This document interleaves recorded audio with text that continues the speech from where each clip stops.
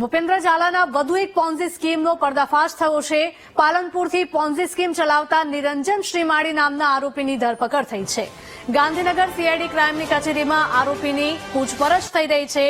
નાવ star way નામથી Ponzi સ્કીમની company ચલાવતો હતો આરોપી।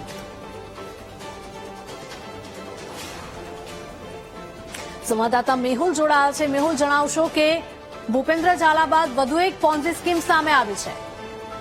આરોપીની ધરપકડ કરવામાં આવી છે। બનાસકાંઠાના પાલનપુર તરફથી આ જે આરોપી છે તેની ધરપકડ કરવામાં આવી છે। સીઆઈડી ક્રાઇમના ઇકોનોમિક ઓફેન્સ વિંગ જે છે તેના દ્વારા આ ધરપકડ કરવામાં આવી છે। પોન્ઝી સ્કીમ આરોપી ચલાવતો હતો અને તેની સામે ફરિયાદ નોંધીને કાર્યવાહી કરવામાં આવી છે।